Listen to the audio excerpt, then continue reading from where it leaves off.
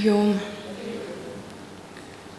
నా గురుగారి పాద కమలకు కోటి కోటి ప్రణామములు సమర్పిస్తూ ఎదుట కూర్చున్న దివ్యాత్మ స్వరూపులారా మీకు కూడా నా నమస్కారాలు. तो जय बोलो व्यास भगवान की, तो जय बोलो सुखा महर्षि की, तो जय बोलो परीक्षित महाराज की, तो जय बोलो भागवत पुराण की, तो जय बोलो हरिनारायण की. भगवत में नारायण की सुनते हैं हम, हर अंग अंग में, हर वाक्य में, हर शब्द में नारायण के बारे में. So in the last satsang we had heard about the conversation between Parikshit Maharaj and Sukha Maharishi. Parikshit Maharaj had only 7 days to live, as he was cursed to be bitten by the serpent king Daksha. He renounces everything, settles himself on the banks of the river, and surrenders himself to Sukha Maharishi. So Sukha Maharishi takes up the onus of expounding the Bhagavatam, the way it had evolved over ages, the stories, the narrations, the episodes, the events, the celebrations that connected all these together. Sukha also tells him about how Narada was the first one who heard the Bhagavatam from Brahma and henceforth had a lot of questions that he asked Brahma. Sukha Maharishi also conveys how Narada was enlightened of the creation, the evolution of the cosmic creation. There was a time when Narada also was a mortal soul. He renounces, after his mother passed away, he renounces and he searches for Hari. And he finds Hari in the deepest, darkest depths of his soul. On liberation, Narada was absorbed into the Ekarnava, which is called as the primordial sea. And then after the Mahapralaya, Narada was born in one yuga as the son of Brahma. So Narada also went through his own struggles and strain. So Parikshit Maharaj talks about all this. He also talks about how Brahma said to have a reunion with the divine, with the Lord, you have to focus on the Vairaja Purusha or the Virata Purusha. This was applicable for them in those yugas, in that yuga. So that is how Narada also evolved himself from a mortal person to a divine being. So now Sukha asked Parikshit, whatever questions you have, ask them. Every single question that's lurking in your heart, in your mind, you ask me. You have all the time. So then Parikshit says, Maharishi, I have only 7 days. But there are so many questions that I want to ask you. There's so much to learn. I spent all my life in doing various things, but I never was in a quest to understand the divine. And today I've got an opportunity because of the curse. And I want to know more and more and more. So Sukha smiles at him and says, go ahead, ask your questions. So Parikshit asks many, many, many questions. And some of them I thought I should share it with you without missing a few of them. These are the questions which takes shape in a normal human mind too. So Parikshit questions, how a soul so pristine and deathless comes to inhabit this gross human body? When the Atman, the soul, is so pure, how does it inhabit such a gross, disease-ridden body? He asks him, what is the difference between man and God? Why we are men and why they are gods?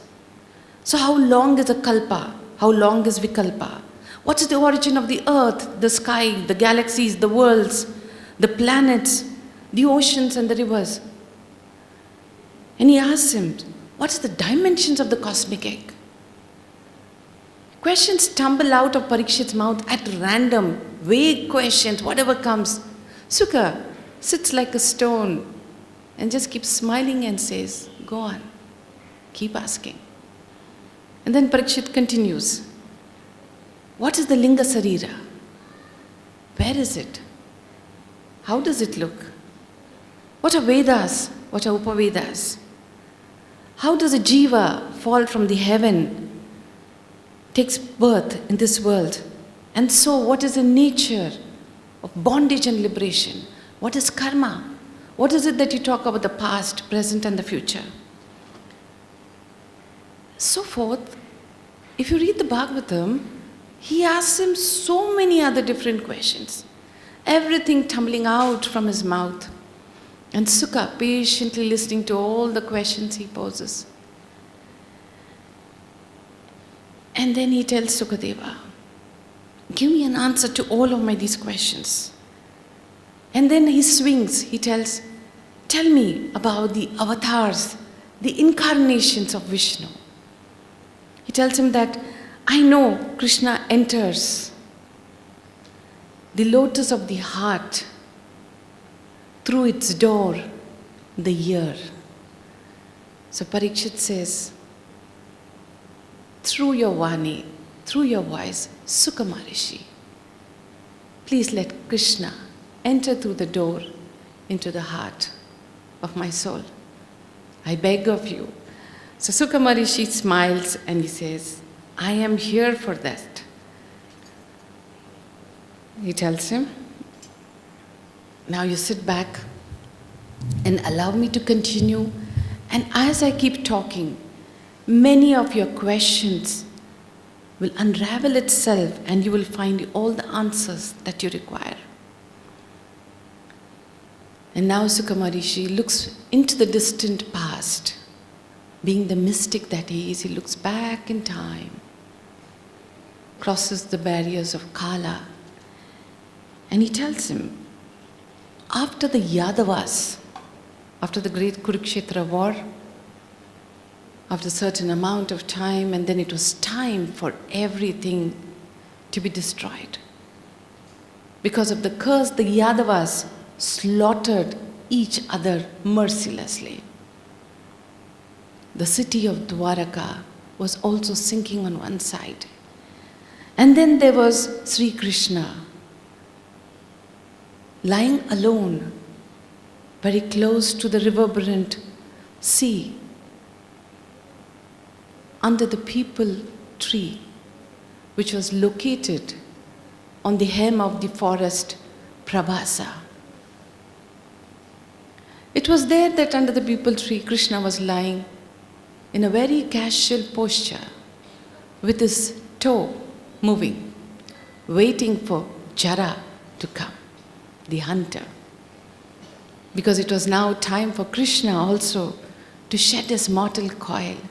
So in a very casual posture, lying down under the tree, the blue-eyed god waits for Jara. At that time, Uddhava comes very close to him, searching for him. And he begs him. He falls on Krishna's feet and he begs him. And he says, Hari, I cannot live without you. I beg you, you take me also with you.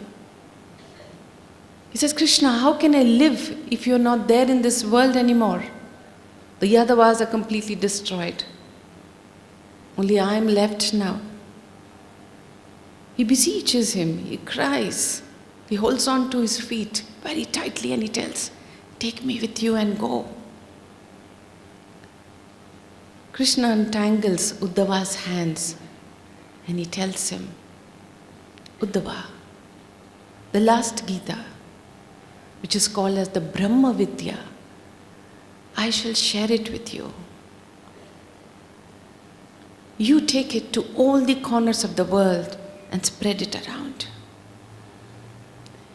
And so Sri Krishna, in his last moments, puts his palm on top of Uddhava's head and sings the eternal song of Brahma Vidya to him. He now bathes Uddhava and tells him, "Now it's time. Please get up and hurry. Go to the Badrikashrama in the Gandhamandana mountains. Go into deep penance and then from there start off spreading the Brahma Vidya to everyone." Uddhava does not want to leave Krishna, but as Krishna commanded him to leave, and he was already illumined with this brief exposition. He was literally golden in color because he just got the knowledge from Sri Krishna. Crying again, he bows down to Krishna's feet, leaves Krishna there, and he starts hurrying up to go to Badrikashrama. On the way, he meets Vidura, the last Kuru of the Kuru dynasty. All the Kauravas are dead, some of them have gone into forests to spend their last moment there, and he's the last one there. The old Kuru, Vidura, bumps into Uddhava. He sees him crying, but also he sees him wrapped in a beautiful golden glow. So he asks him, "Uddhava, why are you crying?" So then Uddhava says, "By now, Sri Krishna's toe must have been hit by Jara's arrow, and Krishna must have left his mortal coil." Vidura hears this and goes into a state of shock. He says, "Even Krishna is there no more?" He says, "No, Krishna is no more." He tells him that Krishna gave me the last Brahma Vidya, recited it to me, and asked me to carry it forward. So then Vidura catches hold of him and says, "Share it with me. Tell me about this Brahma Vidya. Even I want to know it. There's so much of pain and darkness in my heart. Uddhava, please share it to me." So then Uddhava says, "Krishna also told me that I will meet you on my way, and I am supposed to tell you that you can get this Vidya from Rishi Maitreya, who resides on the banks of the Ganges river." So what he does is, Vidura, now with renewed energy, rushes, carries on his journey to go to the Ganges river in search of Maitreya's ashrama. In the meantime, Uddhava, the illumined soul, reaches the Badrikashrama, and that was a place where Nara and Narayana had done tapasya ages ago. So these two part ways, and Vidura reaches Maitreya ashram, seeks refuge in him and tells him that this is what Krishna has told to Uddhava. So Maitreya says he's honored and blessed to impart this knowledge to him. And then before he starts expounding the Brahma Vidya to him, he looks at Vidura. Vidura has a certain aura of sadness, pain, so much pain that his soul is only crying inside him. So then Maitreya asks him, "Vidura, can you tell me what is disturbing you? What is bothering you? I understand that Krishna is no more with us. But what else is so deep-rooted within you that there are tears and tears that are shedding over your soul. So that's when Vidura says, I have grown old with age. I have seen everybody killing each other. I've seen everybody fighting for wealth, position, woman. I've seen everybody wanting, or rather only seeking, happiness and joy. But all that they get is that in their quest for happiness and joy, the fruit is only endless pain. Why is it so, Rishi? He asks. Why there is so much of pain? Why? He questions. And then he turns around to Maitreya and he says, I don't want to listen to any philosophies anymore. Just tell me about the incarnations of Narayan. I want the incarnations of Narayan to be told so that my soul is soothed. My mind will not accept any exposition that you're going to tell me now. It's not going to accept any logic that you present to me through the Brahma Vidya. So then that's when Maitreya understands the dilemma or the state of mind which the old Vidura is. And then he tells him, okay, let me start where everything started. The cause of all pain which you say. The seeker who seeks for all happiness, it all started here. Though he tells him, after the Mahapralaya that occurred, okay, the complete creation dissolved into Ekarnava, which is called as the primordial sea, also known as Nara. He said everything dissolved into the blue god. The blue god lay down in a very languidly position, lying carelessly on the Adishesha, floating in the blue waters. Hari's eyes were closed in a deep slumber because he was in Yoga Nidra. When Hari was floating on the Adishesha in a Yoga Nidra, everything, every part, every atom or every place all around there ceased to move. There was no movement at all. Nothing was stirring because all the gunas were also dormant. Every life force was dormant. Everything was in deep, deep slumber, including Mahavishnu lying on the Adishesha. And that's when the elements were withdrawn, Kala, the spirit of time, it disturbed the balance of the three gunas. When it disturbed the balance of the three gunas, the Rajogun thrust out from the navel of Mahavishnu as a filament, as a golden stalk, growing and growing and growing, higher and higher.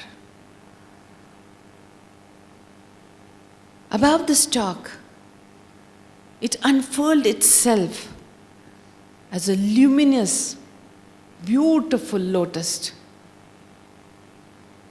Once that happened, then Vishnu's spirit flashed through that stalk into the lotus and it took shape of Brahma. When he took shape in the form of Brahma, Brahma opened his eyes and he looked around. He realized he could see on all the four sides that because he has four heads. And he peered till far and all that he could see only was the dark, endless sea. He could not see anything beyond that. So curious, he got down from the lotus, climbed the stalk and went down and down. He took ages and ages, he went down. He could find nothing. He could not find the origin. From there the lotus stalk started. And then he again took ages to climb back the stalk and then again go sit back in his lotus. All that you could see was this lotus which was emitting an effulgent light, and he was seated there. And now Brahma was a little confused. Who was he? What he has to do? And there was nothing, nobody around him.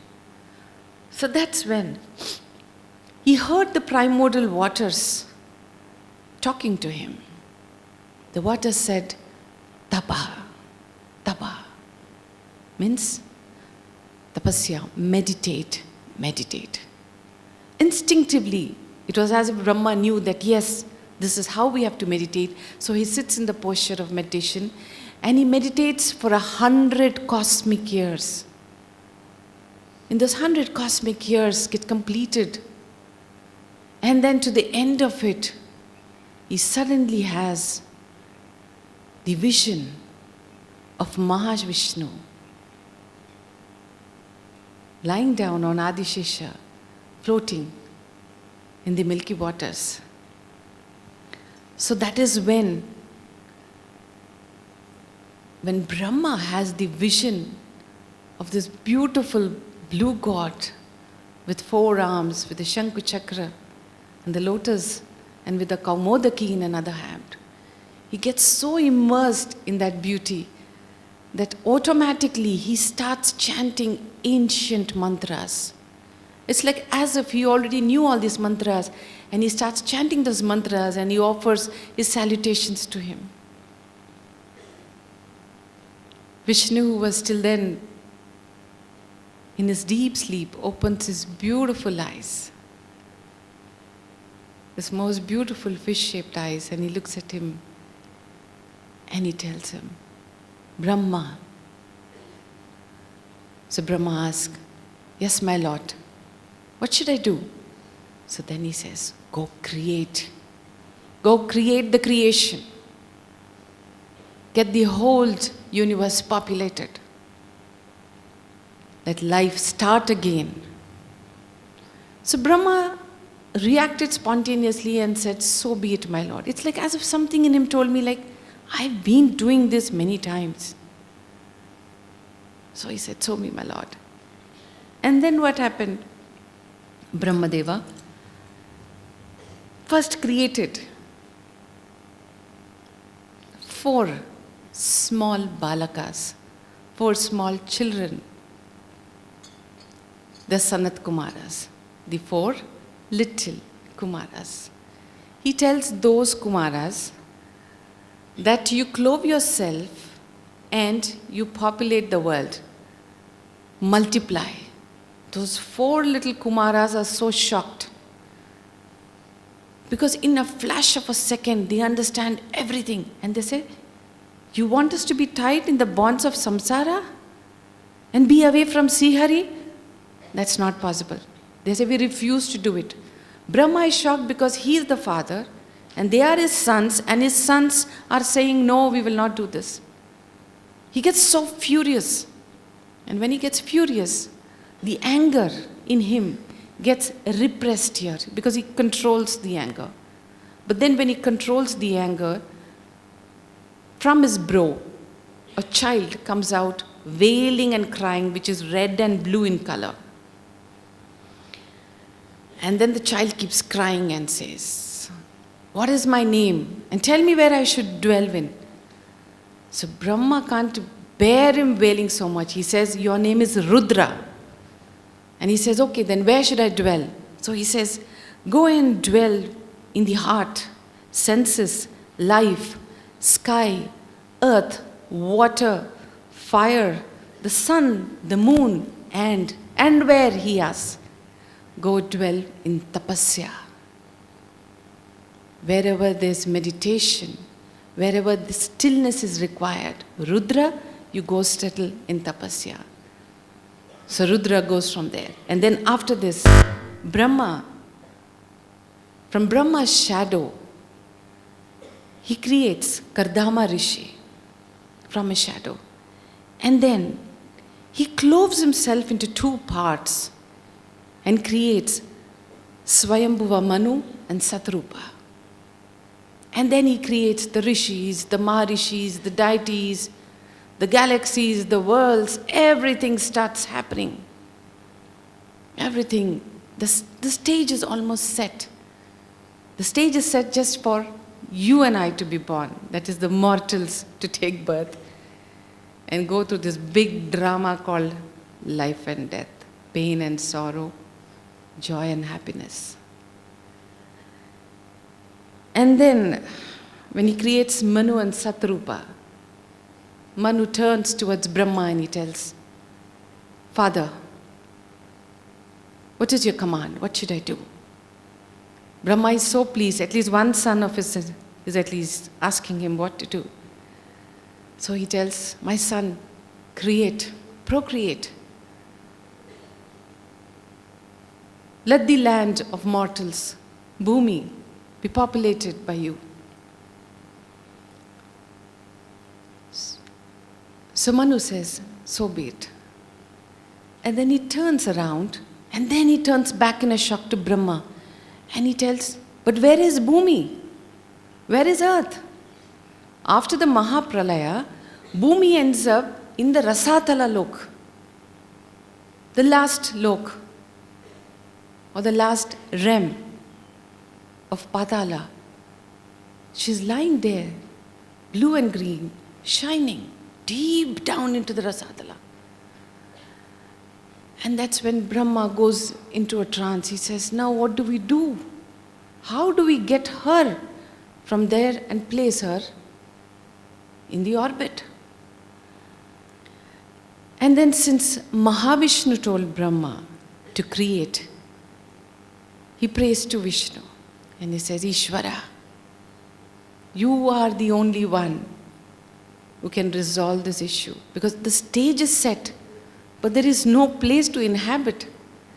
By the time he finishes his prayer, Mahavishnu springs out from the nostril of Brahma, the size of a thumbnail, in the form of a boar, out in a jerk, and he comes out. And within moments, this blue god, who's in the shape of a boar, takes a huge, magnificent proportion. Though a boar, he looked so beautiful to look at. He tosses his mane, looks around, starts snorting a little bit, moves his hoofs around, and then he cocks his ear and listens to Brahma saying that Bhumi is in Rasatala. He gives one snort and then dives into the deep waters. He keeps cleaving and keeps going down, down and down, because Rasatala is pretty far away. It'll take time even for Mahavishnu to go as a boar there, since he created the whole thing. So he cleaves down and he goes inside and inside and inside. And there he finds Bhudevi lying down forlorn in the deep waters, waiting to be rescued. So Varaha, with his incalculable length of the tusk that is having, imagine how big Varaha must be to even lift the earth on his tusks and carry and come. Because how big is the earth? So just imagine how big he must be, how huge he must be. So he pushes his tusks beneath hers. With one snort, he picks her up and slowly starts cleaving his way through the same waters back. And above the ocean, the rishis, Maharishi, his sons, Brahma, Sanat Kumaras, all of them wait with bated breath for him to come up. And within a few moments, as he's coming up, Varaha encounters an asura, a Rakshas. There is a fight which occurs between them. He kills him, and then he breaks through the clear waters and comes out like a flash of light into light. And when he comes out, all the devas start singing in his glory, because Varaha looks so majestic, with this beautiful earth encapsulated in his dust. He gently puts her in the place that she has to be in, and then listens to the mantras. I believe he cocks his ears and he says, okay. And he disappears, he vanishes off. Once the earth was placed in the position that she has to, she was now ready to be, populated with humans. Then Vidura asks Maitreya now. He says, who was the asura that Varaha had killed? So then Maitreya says, long ago, Rishi Kashyapa's wife Diti conceived a child during twilight. And twilight is the time it is said that Rudra, that is Shiva, ranges around the world on Nandishvara. So that is why at twilight we light a lamp near Tulsi, or we light a lamp near God, because that is the time that Rudra is going. So when you talk about twilight, twilight means it's neither dark nor it's bright. It's just when the sunset and the sunrise, the darkness is meeting each other. So because she conceives at that time and does not listen to Kashyapa, he tells her that since you have sinned twice, you will give birth to two evil asuras, two sons who will tyrannize the whole world. And that's when Diti starts crying. She says, I am going to be the mother of two asuras. I am the one who am going to get the two asuras into this world. She asks for redemption. She cries at Kashyapa's feet. And she said, isn't there no way that I can be freed from this curse? He says, no, Diti. The asuras will be born to you. But since there is repentance in your heart, complete repentance, it will be only Hari, Narayan, who will come and will kill your sons. He says, that much I can see in the future. So Diti is happy, at least that her sons will not be left for eternal damnation, but will be liberated in the hands of Narayana. So what Diti does is, for 100 years, she keeps those twins in her womb for 100 years, fearing that when they are born, they will tyrannize people, they will be evil, and then they also will be dead. So she holds on to those two twins in her abdomen, in her womb for 100 years.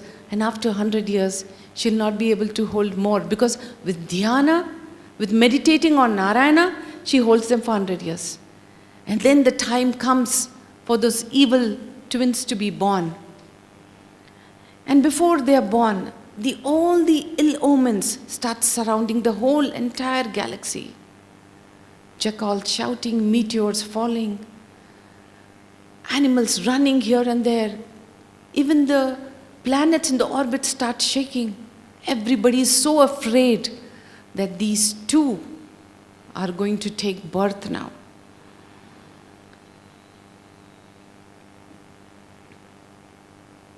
And before they take the birth, when Diti holds on to these two children, to these two twins in her womb for 100 years, the light that emanates from her womb will be brighter than 1,000,000 suns. So all the devas start getting worried. Like, what type of an asura is this child going to be? So they all rush to Brahma and they ask Brahma, what is this? Why are we devas, who are so full of light, are pale in front of the light which comes from Diti's womb? So then Brahma smiles and he tells, there's nothing to worry. There's nothing to worry. He tells them, they are nobody but Jaya and Vijaya. So then the Devas ask, but why are Jaya and Vijaya going to take birth as asuras? So then Brahma tells them that there was a time when the 4 small Kumaras, ancient as time itself, when these 4 elevated souls crossed the 6 dwaras of Vaikuntha and came to the 7th one. When we came to the 7th one, there they went to push open the door, only this much. And the steps of Vaikuntha is so high. It is so high. Beautifully golden clad over there, but it is very high. We as mortals, when we go, it is Jaya Vijaya who gives us that little push to climb over everything. So, but since these 4 Kumaras were enlightened, they just moved through the astral light and landed on the 7th door. And just when they landed on the 7th door, Jaya and Vijaya are so beautiful. They're just like Mahavishnu. Blue, very slim, slender, wearing the pitambra, with all the jewels that Vishnu wears, with the crown which is very tall, beautiful eyes. They just look like Mahavishnu themselves. Pink lips, beautiful eyes. And then they look down because they're so tall and they are this small. They look down from top and they put their staff across like this with the sound and they close the door. They tell them, you cannot go inside. So all the little 4 babies look up and they say, we want to meet Vishnu. So they said, no, you cannot go up. And they look away. They again say, please allow us to go. We want to meet Vishnu.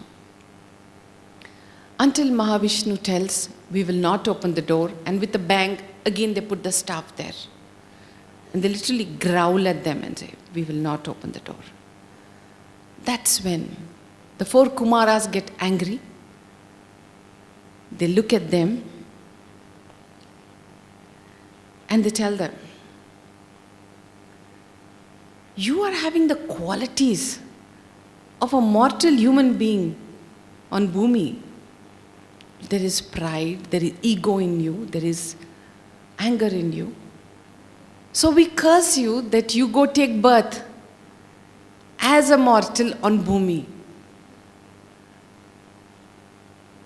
Jaya Vijaya throw the staff down. There's no word to say to describe the emotion that they grew. They are so shocked. It's like as if somebody struck them with a lightning. They fall down on their knees and they start crying. You cannot do that to us. Our life, our very breath is Mahavishnu. Please take your curse back away. We cannot live without Mahavishnu. And they start crying. So then these Kumaras tell, once told, it's told. We cannot take it back. You must go to Bhumi as a mortal. But one thing they tell. They say, but Hari will always remain in your heart. The Kumaras tell Vijaya, Hari will always remain in your heart because, so both of them look at them and say, why did you pause at the word because? Kumaras? So then they say, because you will hate him so much. And then they start howling like small children. They say, Papam, Papam, this is. How can we even think of hating Narayana? The thought itself does not come in us. Now how can we hate Narayana? You've not only cursed us to go down to Bhumi, and you also told us that we will think of Hari all the time, but with hate in our heart. It is too much or too traumatic for Jaya Vijaya to take. They're literally now howling loudly. And then Vishnu comes And he says, what's going on here? And then he tells the Kumaras, whatever you did was for good. Whatever you did was right. And the Jai Vijaya stunned that Vishnu is supporting the Kumaras because they think that when Hari has come, he will chide them and he'll tell them like, how can you curse my Dwarapalakas? In fact, Vishnu says, whatever you've done is right. And he asks them to go away. Both Jaya and Vijaya fall on the feet of Vishnu, bathe him literally with the tears that flow in his eyes. And they say, Hari, you only can redeem us. We cannot stay away from you. We cannot leave you and go. So, but then Mahavishnu gives a small smile and says, you will take birth 3 times. And they howl again louder. They first think that they will only take birth once, and now Hari tells 3 times you will take birth. And each time, you will think of me only with hate. And they cry all the more because they're hearing these words from Vishnu's mouth itself. You will all the time think of me with hate, hate and hate. And it will be only me. And I will take incarnation only for you. I will come and redeem you myself. So then they ask him, will we remember you? At least shall we remember you? He says, no. You will not remember me at all. And then they will tell, how fast, how soon will all these 3 janmas get over? He says, it will span across ages. I will take you only after the Dwapara Yuga closes. They howl and they wail, but it isn't movements. By the time they start crying, everything disappears around them. And they find that, in their wailing, in that sound, they're hurtling right through all the worlds and they fall into Diti's womb. So these are the true Dwarapalakas who take birth from Diti's womb. And when they are born, within few moments they become so big. And within months they become as big as mountains. But they have a beautiful golden color. Though they are asuras, they are so beautiful and golden in color. So Kashyapa calls them as Hiranyaksha and Hiranyakashipu. Means the golden yaksha or the golden asuras. So these two, the minute they grow up as huge mountains, they immediately sit down into meditation. They sit down into meditation and they meditate on Brahma. The tapasya that they do is unmatched for. And within no time, Brahma has to appear in front of them, and then he tells them, what is the boon that you seek? What do you all want, both of you? So both of them will tell Brahma, death should never come to us. So Brahma laughs and tells, even I die after every kalpa. Death comes to me only. So if I am not going to be there, how can I give you a boon that you will be alive forever? So he tells, tell another one, ask another one. So Hiranyaksha thinks that he is very intelligent and very smart. So he tells that no man, no animal, no creature that even you created can kill me. No weapon can kill me. I will never be killed in home or outside home. I will not be killed when it is day or when it is night. And I will not be killed on ground nor in sky. So very cleverly, Hiranyaksha chooses all the options. And Brahma thinks within his heart, Asura is asuras only. He actually is actually awed by the logic of Hiranyaksha, and he says, okay, so be it. So these two think now that they are the most powerful because nothing can kill them. They've got the boon from Brahma. So within no time, Hiranyaksha conquers the earth, drives the devas out of heaven, takes over heaven, and now eyes the pathala, the lokas down beneath. So he comes to the shores of the ocean, the same way as Varaha stood on the shores of the ocean. And then Hiranyaksha now starts wading into the water, thrashing at the waves, creating whirlpools of waves over there, and slowly starts descending down into Patala. By the time he reaches the gates of Patala, which is the city of Varuna, which is called as Vibhavari, he reaches the golden gates there and he starts massacring the Nagas, the Devas, the mermen, all the residents of Varuna's kingdom, the Patala Loka. He just goes on killing them. The blue waters start getting to be scarlet in color, red in color. He just unnecessarily starts killing all who come his way. They all try to fight to see that he doesn't enter the palace, but he butchers them all. And then he reaches the kingdom, the palace kingdom of Varuna. Varuna is old and seated on his throne, his coral throne. And then he watches Hiranyaksha come into it. Hiranyaksha gives a loud laugh, a sarcastic loud laugh, and says, Varuna, I have come to have a fight with you. I believe nobody can defeat you. So Varuna knows that he's mocking at him, he's laughing at him. So Varuna looks at him and mocks back in a very smart way and say, who can fight you, Hiranyaksha? You have the boon from Brahma. Nobody can defeat you. But there is one person who can do that. And then Hiranyaksha is like, his ego is disturbed. He's like, there is a person who can beat me? He looks at him and tells, who is it? So Varuna's voice becomes stronger.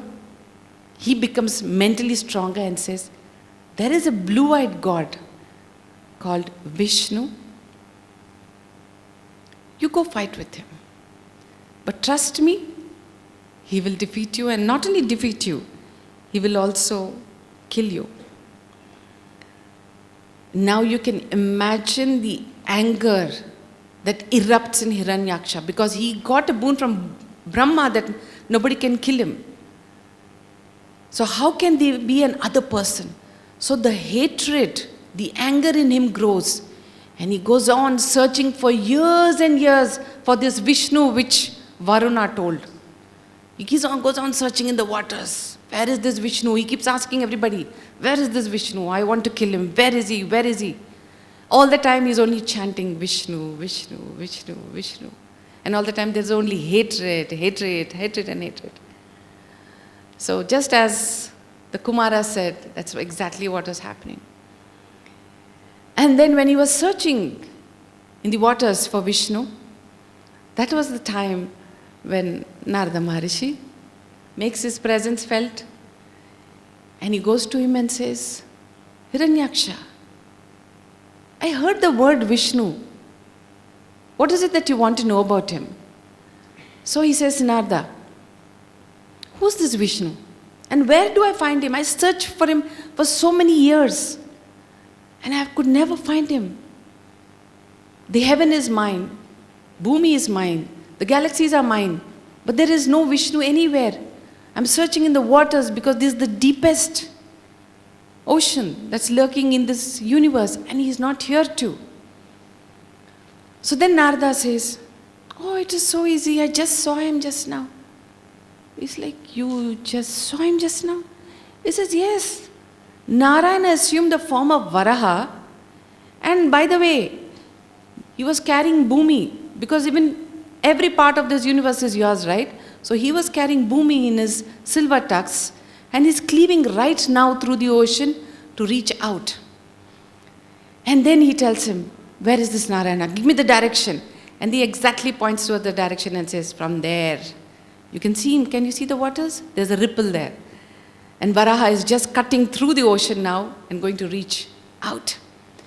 This Hiranyaksha is like so jubilant. He's like, my time has come, and this one person also, I'm going to kill him. And then Hiranyaksha and Hiranyakashipu, we both are the rulers of this entire creation of Brahma. So with joy, he starts cleaving through the water, and he reaches out and he watches Varaha just going out. And that's when he throws the black mace that he has, which we call as the gada. He throws it, hurls it at Varaha.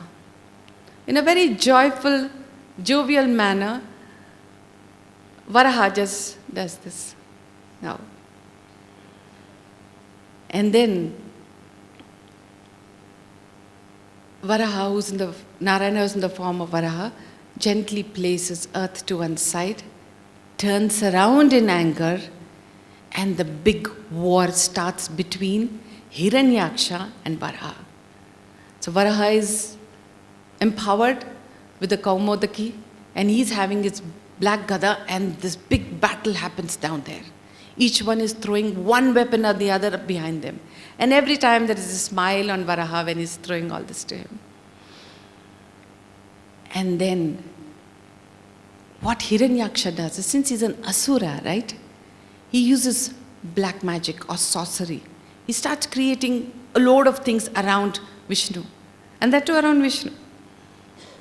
And that's when Varaha invites the Sudarshana chakra onto his finger, dispels all the sorcery that he had created around him.